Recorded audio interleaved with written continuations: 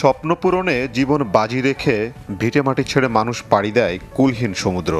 এসব মানুষের বেশিরভাগেরই গন্তব্য থাকে ইউরোপ, আর প্রবেশের ক্ষেত্রে প্রধান পথ হিসেবে ব্যবহৃত হয় মহাদেশটির তৃতীয় বৃহত্তম অর্থনীতির দেশ ইতালি।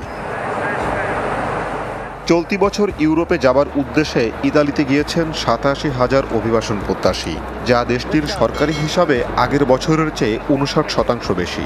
জাতিসংঘের শরণার্থী সংস্থা বলছে, অভিবাসন প্রত্যাশীদের মধ্যে বেশিরভাগই মিশর, তিউনিসিয়া এবং বাংলাদেশ থেকে যাওয়া।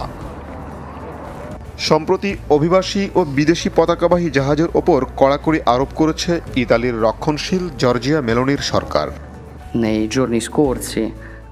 আমরা আন্তর্জাতিক আইনের প্রতি শ্রদ্ধাশীল, তবে অভিবাসীদের বিষয়ে দেশের আইন অনুযায়ী আমাদের কর্তৃপক্ষ সিদ্ধান্ত জানাবে। অভিবাসন প্রত্যাশীদের সাথে ইতালির সরকার যা করছে তা অত্যন্ত হতাশাজনক। আমি ইতালির নাগরিক হয়ে খুব লজ্জিত। ভূমধ্য সাগরের উপকূলবর্তী সব দেশের মতোই ইতালিকে অভিবাসীদের নিয়ে ভাবতে হবে।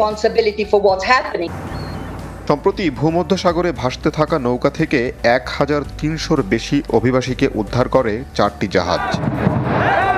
দাতব্য সংস্থার এসব জাহাজে থাকা অভিবাসীরা সিসিলির বন্দরে নামার আবেদন করলে তা বাতিল করে দেশটির সরকার।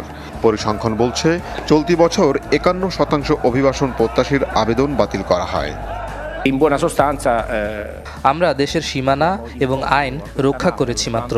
ইতালিতে অবৈধ অভিবাসীদের সাথে বিদেশি জাহাজগুলি একচেটিয়াভাবে আসতে পারে না। এদিকে মানব পাচারে উৎসাহ দেওয়ার জন্য বেসরকারি সংস্থাগুলোকে দায়ী করেছেন ইতালির নতুন স্বরাষ্ট্রমন্ত্রী।